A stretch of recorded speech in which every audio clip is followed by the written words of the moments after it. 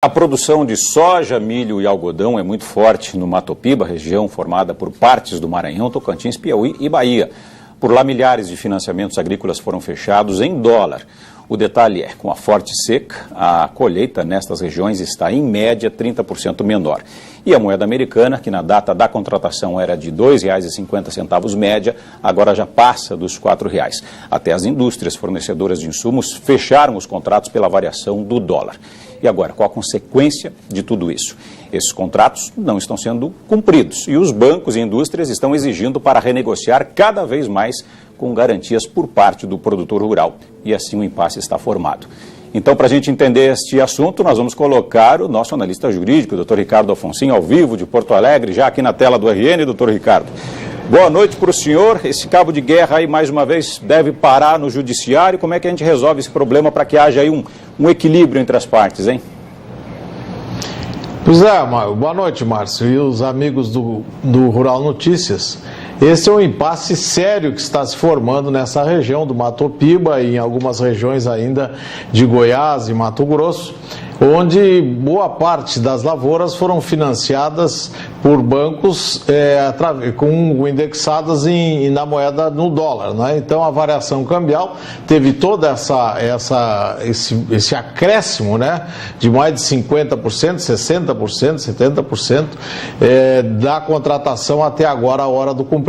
Hoje eu falava com o produtor lá de Luiz Eduardo Magalhães, o Dino Facione, que é produtor e também tem revenda de máquinas e implementos agrícolas, e o Dino me dizia que realmente a quebra deve, na soja, passar de 30% na região. Isso aí, 30% a menos de produção e 50%, 60% de acréscimo na desvalorização da moeda, cria uma impossibilidade do cumprimento desses contratos. Conversei também com um colega lá, Belo Oliveira, que é da região, me disse que vários produtores estão procurando por ele para achar uma solução para esse impasse. Os bancos e a indústria que utilizou o indexador dólar tem contratos com CPR que permite até o arresto da produção agora na safra. Então é uma situação grave porque o produtor tem pouca situação de defesa. Me parece que num momento destes, o bom senso deverá imperar. Os bancos e a indústria não poderão matar o seu cliente desta maneira, a galinha dos ovos de ouro, porque este é o seu cliente, é aquele para quem ele vende. Então ele tem que achar um meio termo, uma solução intermediária para esta situação, porque senão vai parar no judiciário. E aí no judiciário as duas partes certamente terão grandes prejuízos com esta demanda que tem um fim imprevisível e o tempo é inimigo também das partes, né, na solução desse problema.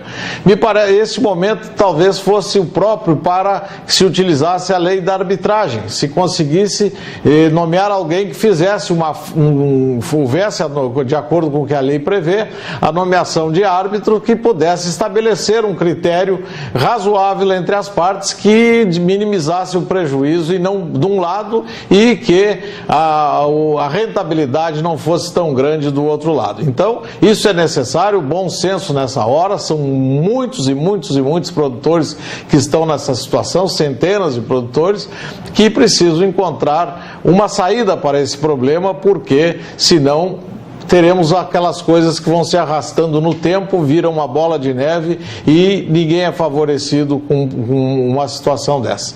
É uma hora de bom senso, meu amigo Márcio. Temos que ver se as partes conseguem encontrar aí um meio termo que permita a ambos saírem de alguma forma, de uma forma razoável dentro de uma situação tão grave como essa que se criou, com a perda da produção e a alta valorização do dólar que não estava prevista nesse percentual. É isso aí, Márcio. Tá certo, obrigado, doutor Ricardo. A gente sabe que muitas vezes, infelizmente, no nosso país, as leis foram feitas para serem cumpridas, né, Alessandra? E não cumpridas com o, né, doutor Ricardo? Até uma próxima, um abraço. Obrigada. Até a próxima.